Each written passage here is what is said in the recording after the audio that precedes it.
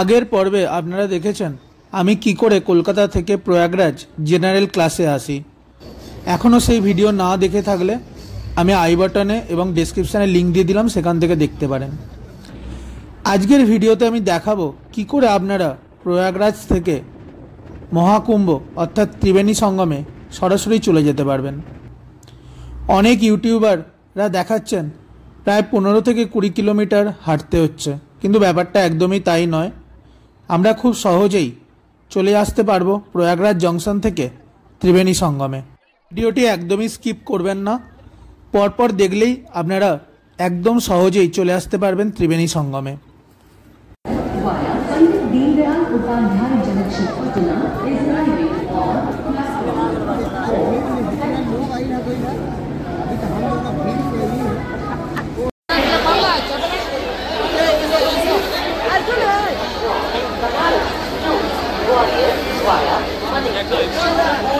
স্টেশনে এখন প্রচুর লোকের ভিড়, পুরো পা ফেলা যাচ্ছে না, এত ভিড় এখানে।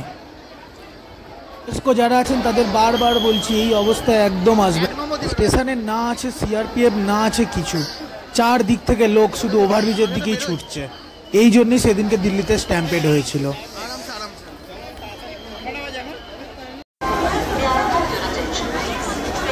ওভারব্রিজ হয়ে আগে 6 নম্বর প্ল্যাটফর্মের দিকে বার হচ্ছি, তারপর গিয়ে আপনার সাথে কথা বলছি।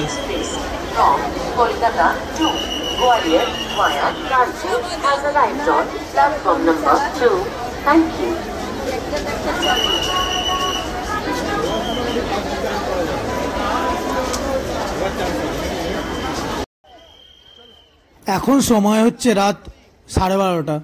দেখলে মনে হবে চারিদিকে লোকে লোকারণ্য।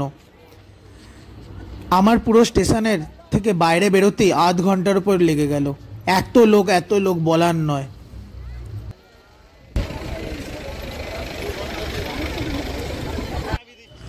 আপনারা যেখান থেকে আসুন চেষ্টা করবেন প্রয়াগরাজ জংশনগামী ট্রেনই ধরার। বাকি আরও অনেক স্টেশন আছে, প্রয়াগরাজ রামবাগ, প্রয়াগরাজ চৌকি, প্রয়াগ জংশন আর প্রয়াগরাজ জংশন দুটো আলাদা। প্রয়াগ জংশন এগুলো অনেকটাই দূরে। প্রয়াগরাজ জংশন থেকে নেমে 6 নম্বর প্ল্যাটফর্ম দিয়ে আপনারা প্রথমে বাইরে চলে আসবেন।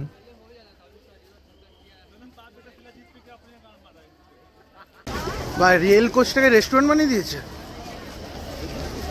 ওইটা রেল কোচ স্টেশন, রেস্টুরেন্ট মানে আমাদের হাওড়াতেও আছে। হ্যাঁ ভালো বিক্রি হয় জানো। হ্যাঁ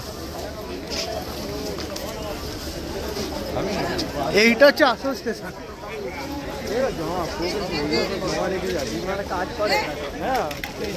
চল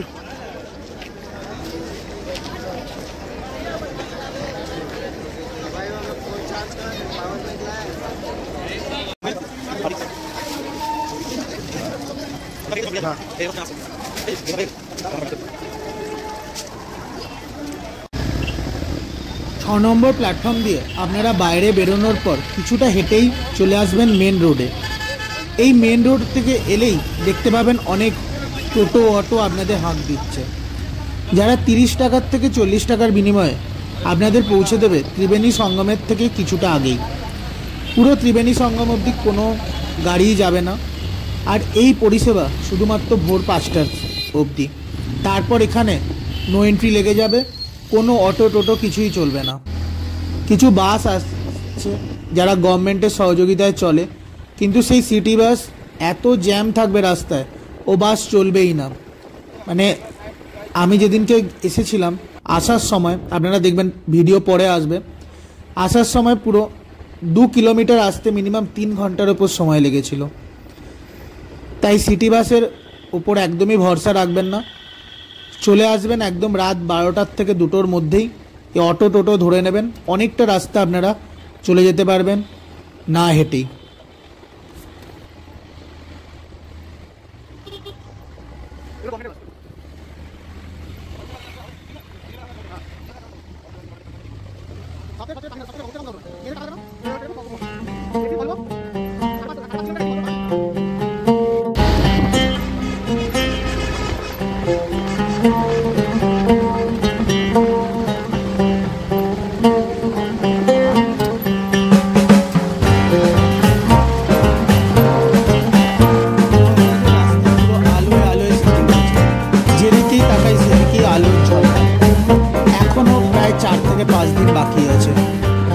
যাদের এখনও আসার ইচ্ছা কিন্তু এসে উঠতে পারছেন না, মনে করছেন ট্রেনে ভিড়, বাসে ভিড়, ট্রেনের টিকিট নেই, কিছু নেই, তাদের বলবো যদি শরীরের দম থাকে আর মনে ইচ্ছা থাকে চলে আসুন।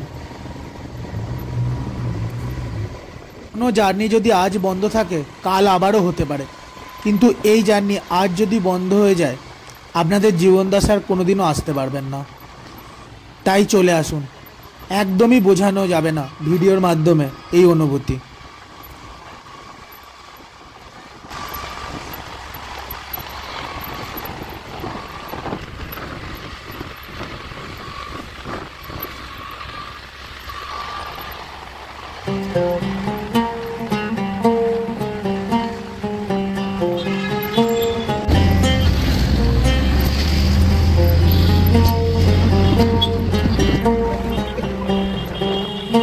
চার চার চার চার তো বলছে।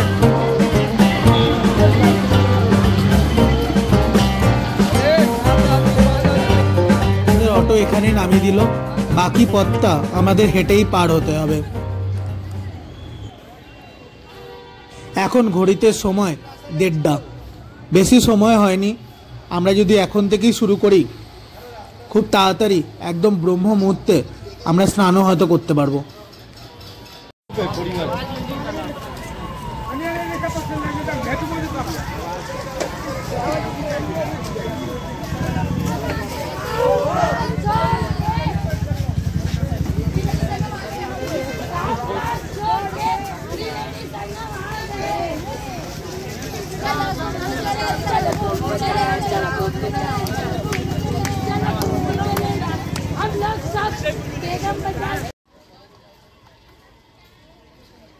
ভারতের নয়, পুরো বিশ্বের সবথেকে বড় মেলা হলো এই কুম্ভ মেলা। 144 বছর পর এই মহাকুম্ভের আয়োজন উত্তরপ্রদেশের যোগী সরকার করেছেন। খুবই ব্যবস্থা খুবই ভালো ভাগ করে দেওয়া হয়েছে। আমরা প্রথমে সেক্টর 1 দিয়ে এন্ট্রি নেব। দেখবেন আপনাদের ওপরে এই যে প্রয়াগরাজ মহাকুম্ভ 2025 বলে যে ব্যানারটি দেখা যাবে, যে গেটটি আছে, এই গেটটির সামনে আপনাদের প্রথমে আসতে হবে। এখান দিয়ে আমরা পুরো একদম সোজা যাব। সাইড দিয়ে অনেকগুলো সেক্টর ভাগ হয়ে গেছে, কিন্তু সেই সব সেক্টরের দিকে আমরা যাব না। অরিজিনাল যেটা ত্রিবেণী সঙ্গম, খুব কমজন মানুষই সেই ত্রিবেণী সঙ্গম জানেন। তো আমি সেই জায়গাটাই দেখাবো যেটা হচ্ছে মেন ত্রিবেণী সঙ্গম। সেখানেই 3টে নদী গঙ্গা, সরস্বতী ও যমুনা মিলিত হয়েছে। যত ভোর আসবেন ততই ভালোভাবে ত্রিবেণী সঙ্গমে স্নান করতে পারবেন। এখন রাত 2টো বাজছে, দেখলে বোঝা যাবে 2টোর সময় কত মানুষের সমাগম। যত সময় বাড়বে তত ভিড় হতে থাকবে। সেই জন্যে আপনাদের বলবো বেলা 7টা-8টার পর যারা আসার প্ল্যান করবেন সেই সময়টাকে অ্যাভয়েড করবেন। একদম রাত বা ভোর ত্রিবেণী সঙ্গমেই একদম ভিড় কম পাবেন আর ভালো মতো আপনারা স্নান করতে পারবেন।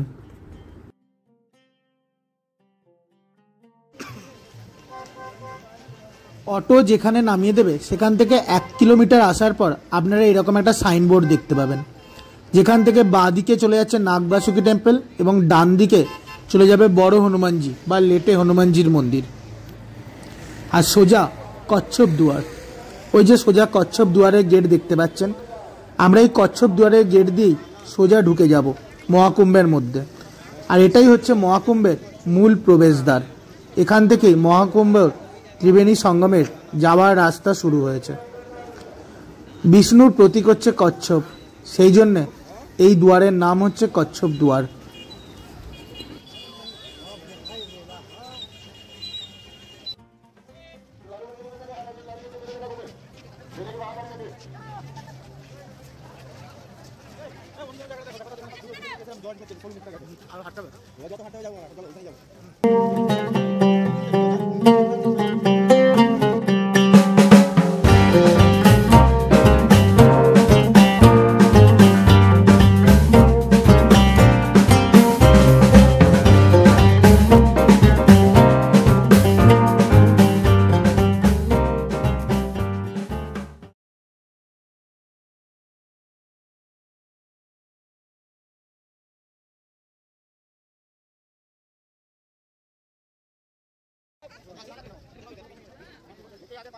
কচ্ছপ দুয়ারের পর দেখতে পাবেন নন্দী দুয়ারের বড় গেট।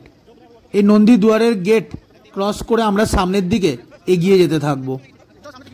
চারিদিকে যেন জনপ্লাবন, কত লোকের ভিড়, কোথার না কোথার থেকে মানুষ এসেছে। আমরা খুবই লাকি যে আমরা এই সময়ের জন্মেছি।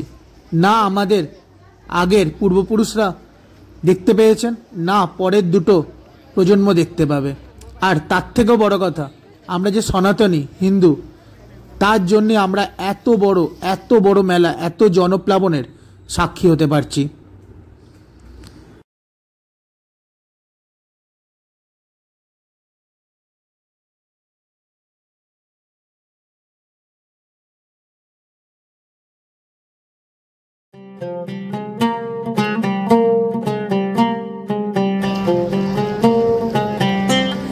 এখন আমি এসে গেছি বহু কাঙ্ক্ষিত, বহু প্রতীক্ষিত ত্রিবেণী সঙ্গম ঘাটের কাছে। এখানেই মিলিত হয়েছে গঙ্গা, যমুনা ও সরস্বতী নদী। এখানেই পাওয়া গেছিল অমৃতের সন্ধান। কত মানুষ, কত শ্রদ্ধালু দেখুন আপনারা। এখন ভোর 3টে বাজতে কিছুক্ষণ দেরি। ব্রহ্ম মুহূর্তেই আমরা পৌঁছে গেছি ত্রিবেণী সঙ্গম ঘাটের কাছে। এটা কিন্তু মূলত ত্রিবেণী সঙ্গম নয়। ত্রিবেণী সঙ্গম ঘাট যেতে হয় নৌকায় করে, কিন্তু এখন নৌকা বন্ধ আছে। আর ত্রিবেণী সঙ্গমে স্নান করা 28শে জানুয়ারির পর বন্ধই করে দিয়েছে গভর্নমেন্ট। আপনারা হয়তো বোটে করে পরে যেতে পারবেন ত্রিবেণী সঙ্গম দেখার জন্যে, কিন্তু এখন কোনো ত্রিবেণী সঙ্গম যেতে পারবেন না। তাই ত্রিবেণী সঙ্গমের কিছুটা কাছেই এই ঘাট বরাবর প্রত্যেকটা শ্রদ্ধালু এখানেই স্নান করছেন। কত মানুষের ভিড়, কত ভিড় আপনারা দেখুন, শুধু কত ভিড়। শুধু আমি নই, আপনারাও আমার এই ভিডিওর মাধ্যমে এই অমৃত মুহূর্তের সাক্ষী হয়ে থাকুন। কত মানুষ যারা এখনো আসবেন বলে মনে করছেন, চলে আসুন। বারবার এই সুযোগ সত্যি আসবে না। পৌরাণিক কাহিনী অনুসারে কুম্ভের কাহিনী শুরু হয় সমুদ্র মন্থনের সময় উৎপন্ন অমৃতের জন্য যুদ্ধের মাধ্যমে। দেবতা এবং অসুররা অমৃতের জন্য তীব্র লড়াই করছিলেন। প্রতি 12 বছর অন্তর 4টি স্থানের যে কোনো একটিতে কুম্ভ মেলা অনুষ্ঠিত হয়। অন্যদিকে হরিদ্বার এবং প্রয়াগরাজে প্রতি 6 বছর অন্তর অর্ধ কুম্ভ মেলা অনুষ্ঠিত হয়। প্রতি 12 বছর অন্তর পূর্ণ কুম্ভ অনুষ্ঠিত হয় এবং 12টি পূর্ণ কুম্ভের পর একটি মহাকুম্ভ উদযাপিত হয়।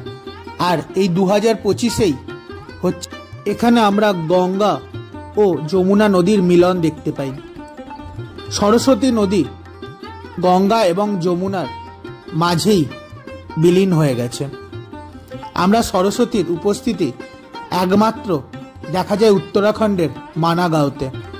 নিজেকে খুব ভাগ্যবান বলে মনে হচ্ছে এই অমূল্য সময়ের সাক্ষী হতে পেরে। আপনাদের যাদের মন যাচ্ছে এখানে আসার, অবশ্যই চলে আসুন। পরের ভিডিওতে আমি দেখাবো কি করে আপনারা ঠিক রাস্তার মাধ্যমে, ঠিক রাস্তা বললাম এই জন্যে কারণ এখানে পুলিশ এবং অন্যান্য মানুষেরা কেউই জানেন না কোন রাস্তা দিয়ে যেতে হবে, আর ইন্টারনেট একদমই কাজ করছে না।